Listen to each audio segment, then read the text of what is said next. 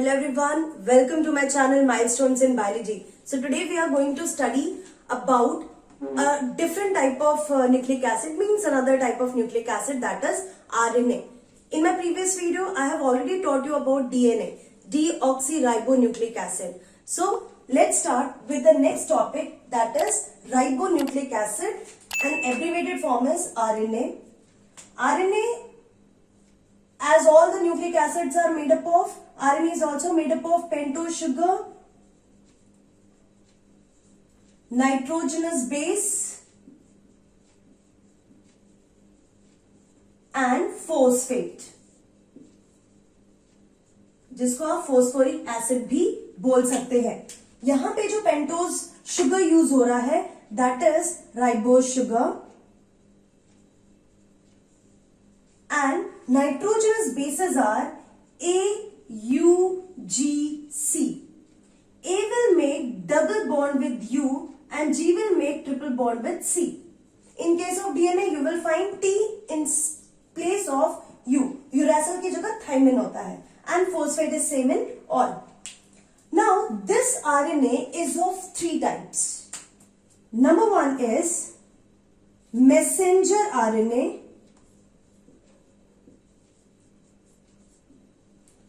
There are three types, मैं one by one बताने वाली हूं, जिसमें पहला जो है दैट इज मैसेंजर आरएनए. मैं यहां पे लिख देती हूं, जिसको हम mRNA बोलेंगे.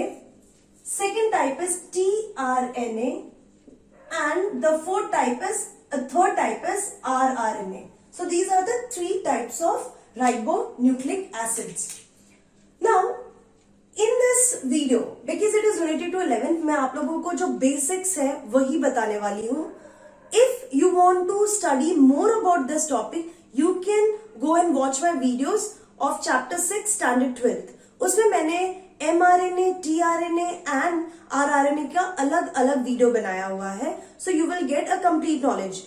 तो ये चीज बेसिक आपके 11th के लिए होता है, और बाकी और हायर लेवल में आप 12th में पढ़ने वाले हैं. So first we are going to discuss about messenger RNA. Messenger मतलब इट इज हैविंग मैसेज. तो ये किसका मैसेज कैरी करता है? It carries message from one strand of DNA. Please याद रखिए, डीएनए डबल हेलिकल स्ट्रक्चर है, जिसमें से एक स्ट्रैंड जो है, क्योंकि DNA can not come out of the nucleus, ठीक है, और साइटोप्लाज्म में प्रोटीन सिंथेसिस होता है, एंड प्रोटीन सिंथेसिस के लिए मैसेज जो होता है वो डीएनए के पास होता है. Again I am repeating it, message for protein synthesis is there with the DNA, and DNA बाहर नहीं आ सकता. तो डीएनए अपना एक मैसेंजर बाहर भेजता है साइटोप्लाज्म में फॉर प्रोटीन सिंथेसिस. वो मैसेंजर जो है वो आरएनए होता है. सो हमेशा जो mRNA होता है वो डीएनए के किसी एक ही स्ट्रैंड का होता है. Let me give you one example. So this is double stranded DNA. तो वो सिंगल अलग अलग हो जाते हैं. यहां पे डीएनए पे जो है मैसेज वो है ATGGCC. Now there will be a formation of mRNA. mRNA formation होगा, एक ही स्ट्रैंड का होगा. ए का जो मैसेज है वो यू हो जाएगा, T will be A, G का opposite C, C G G. So this is the message of DNA. And now this mRNA from nucleus will come into cytoplasm, and in cytoplasm it helps in protein synthesis. And protein synthesis के लिए इस mRNA को जो help करता है that is ribosome, जो आपने chapter number 8 में पढ़ा होगा इसके बारे में. सो this is what messenger RNA means. So this is a message it carries from one strand of DNA. So mRNA carries message in form of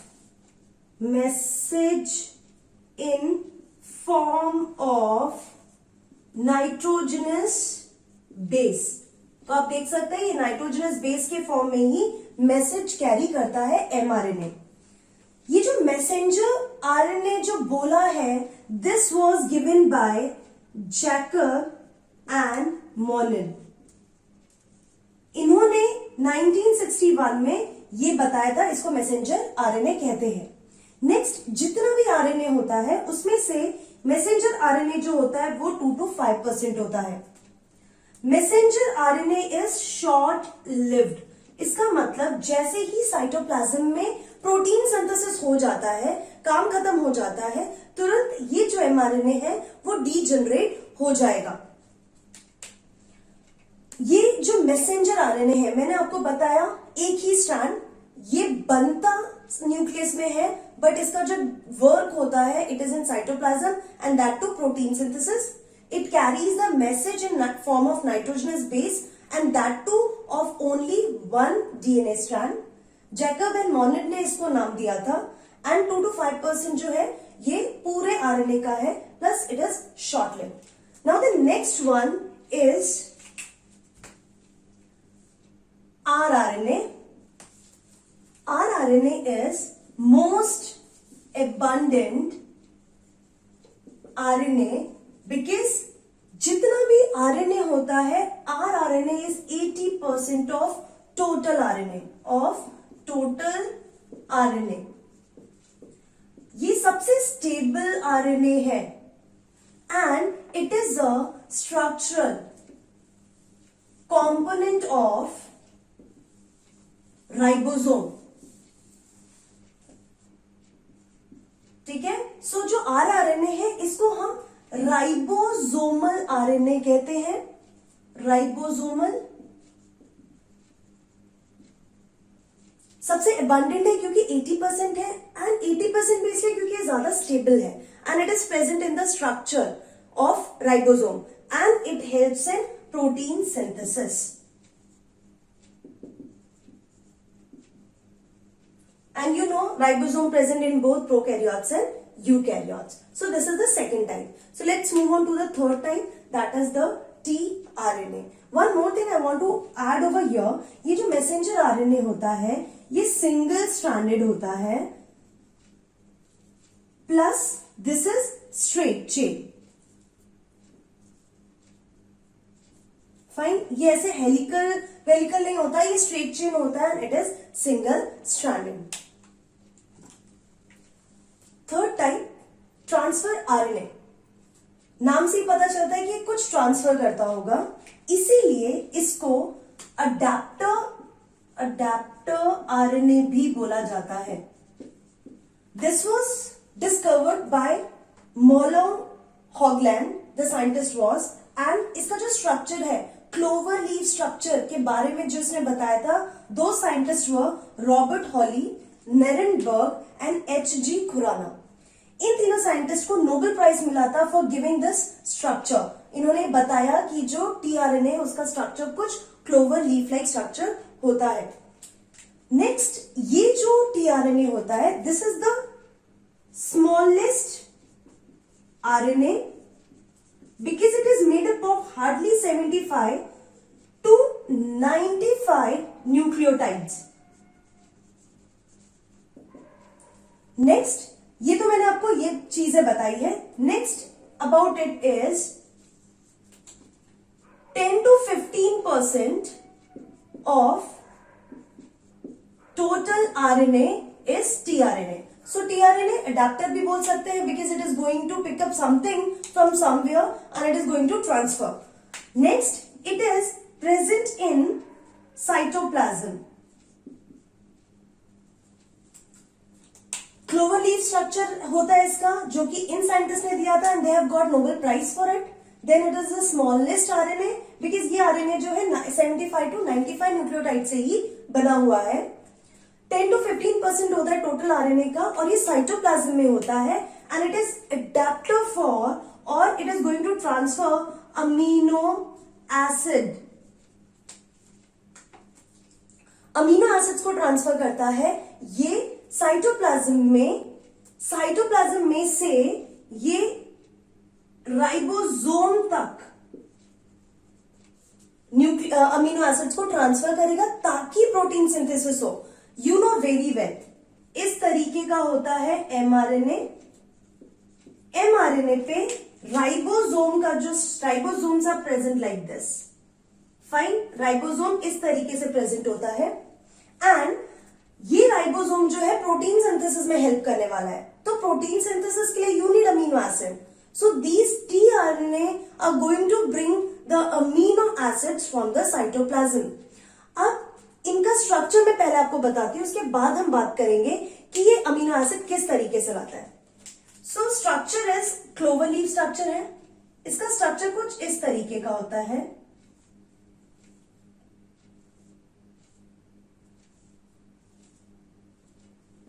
it is having loops, इस तरीके से loops है। 1 2 3 and this is the 4th loop. ये एक ही RNA है, यहां से ये 5 प्राइम एंड है, ये OH है, यहां पे 3 प्राइम एंड है। ये एक ही स्ट्रैंड है आरएनए का जो कि इस तरीके से फोल्ड होता है और ये 3D स्ट्रक्चर जैसा लग रहा है। Fine, so this is just one strand. एक जगह 5 प्राइम है, दूसरी जगह 3 प्राइम है। ये टीआरएनए का स्ट्रक्चर क्लोवर लीफ स्ट्रक्चर है एंड ये अपने 3 प्राइम एंड पे अमीनो एसिड्स को ज्वाइन करता है, बॉन्ड करता है और फिर उसको पकड़ के लेके आता है राइबोसोम के पास। तो ये किस बेसिस पे लेके आता है? यहां पे जो इसका लूप है, this loop is having anti codon on it. अब एंटी कोडॉन क्या होता है उसके लिए आपको पता होना चाहिए कोडॉन क्या होता है। सो कोडॉन का अगर हम डेफिनेशन देखें, so codon is nothing but group of 3 nitrogenous base. Fine, 3 nitrogenous base के ग्रुप को हम बोलते हैं कोडॉन। अब उसको मैं डिफाइन ऐसे करती हूं। स्ट्रक्चर ये एमआरएनए का है और एमआरएनए पे ये नाइट्रोजनस बेस है। A U G G C C A U A U. Fine.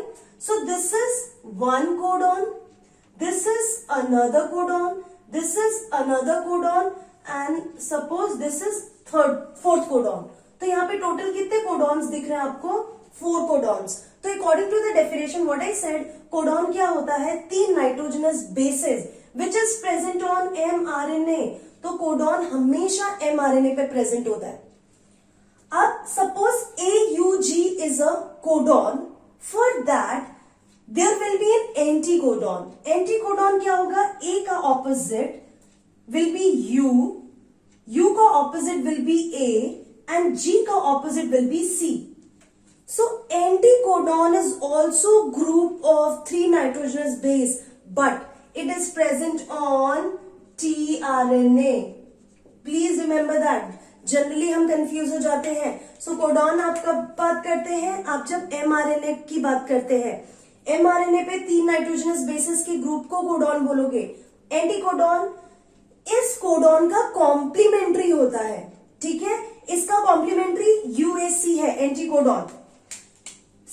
GCC का एंटीकोडॉन क्या होगा? CGG will be the anticodon for this codon on mRNA. So now this anticodon will have a specific amino acid. वो जैसे ही ये anticodon है, इस anticodon की वजह से यहां पे जो अमीनो एसिड है वो बहुत स्पेसिफिक होगा, जैसे कि मिथ्योनिन। ठीक है, ये मिथ्योनिन कैरी करके लाएगा यहां पे। वैसे ही ये कोडॉन के लिए ये वाला एंटीकोडॉन वाला tRNA will bring some other amino acid. Likewise, many tRNA will be present in cytoplasm and these tRNA are very specific for their amino acids. कोई भी अमीनो एसिड जो एंटीकोडॉन होगा उससे ही related amino acid these tRNA will bring to the ribosome on mRNA. This is what the transfer RNA means. अब आपको एक example देती हूं, उससे आप समझ जाओगे कि किस तरीके से क्वेश्चंस पूछे जाते हैं। एक सिंपल सा क्वेश्चन ऐसा होगा कि this is the strand of DNA. इस डीएनए पे नाइट्रोजनस बेसेस हैं CGATTTAG. Now you have to make a complementary DNA of it. तो जब आप कॉम्प्लीमेंट्री डीएनए की बात करोगे तो दिस इज कॉम्प्लीमेंट्री डीएनए और इस कॉम्प्लीमेंट्री डीएनए पे होगा G का ऑपोजिट C, C का opposite G, T, A, T and C। फिर क्वेश्चन ऐसा भी हो सकता है कि आपको इस टेम्पलेट, इसको हम टेम्पलेट बोल सकते हैं क्योंकि हमें इसका कॉम्प्लीमेंट्री बनाना है, क्योंकि ये मदर स्टैंड है। अब इस टेम्पलेट डीएनए का हमें एमआरएनए बनाना है। सो एमआरएनए के लिए आप कैसे बनाएंगे? This is mRNA. जी का ऑपोजिट क्या होगा? सी, सी का ऑपोजिट जी, ए का opposite will be U, not T. यहां पे मिस्टेक करते हैं। Clear? So this is how they can ask you questions कि आपको स्ट्रैंड दे दिया जाएगा and then they will ask you कि इसका कॉम्प्लीमेंट्री डीएनए या कॉम्प्लीमेंट्री आरएनए क्या होगा। अब आपसे ये सवाल पूछा जाए कि इस एमआरएनए पे कितने कोडॉन्स हैं? सो this is 1 codon, this is 2nd codon. Suppose यहां पे हम एक और ऐड कर देते हैं, ये सी करते हैं तो यहां पे जी हो जाएगा। So this is the 3rd codon. So there are 3 codons on this segment of mRNA. So this is all about the RNA. I have taught you about 3 types of RNA. One is messenger RNA, tRNA and rRNA. rRNA के case में एक छोटी सी चीज मैं भूल गई थी आप लोगों को बताना कि जो rRNA होता है उसका सिंथेसिस जो होता है वो न्यूक्लियोलस में होता है, इन न्यूक्लियस। न्यूक्लियस में एक डार्कली स्टेन्ड रीजन होता है न्यूक्लियोलस, वहां पे आरआरएनए का सिंथेसिस होता है। So just remember that. Now the last small topic is ATP. नाम से क्या है? Adenosine triphosphate. आपको नाम से ही बहुत सब कुछ आइडिया आ गया होगा। ये भी एक न्यूक्लिक एसिड है। तो न्यूक्लिक एसिड है तो ऑब्वियसली इसमें पेंटोज शुगर होगा। इसमें जो पेंटोज शुगर है वो है राइबोज शुगर, जो कि आरएनए में भी होता है। इसमें नाइट्रोजनस बेस है, बट एक ही नाइट्रोजनस बेस है, that is adenine and phosphate, but यहां पे 3 फोस्फेट है। So if I want to draw it structure, this is furanose ring 1 2 3 4 and this one is 5th carbon। इस तरीके से OH H OH H OH H H, और यहां पे जो 5th कार्बन होता है, इस 5th कार्बन से 3 फोस्फेट कनेक्टेड होते हैं and on the first carbon adenine group is present। मतलब this is the nitrogenous base on carbon number 1 and 5th पे 3 phosphate attached है। तो अगर this is the structure of adenosine triphosphate, तो अगर आप इसमें से एक फोस्फेट निकाल देंगे तो ये हो जाएगा ADP, और वही अगर आप इसमें एक इनऑर्गेनिक फोस्फेट ऐड कर दोगे तो this structure will become ATP and this is the energy molecule. इसको हम एनर्जी करेंसी ऑफ सेल भी बोलते हैं। सो this is also a type of nucleic acid. So this is all about RNA. It is all RNA world which is playing a very important role in the cell of living organisms. So see you in the next video. In next video, I will start with a new chapter. So stay tuned, keep watching, keep liking. Don't forget to subscribe and share my videos. So see you in next video. Till then, take care, keep learning, be safe, and goodbye.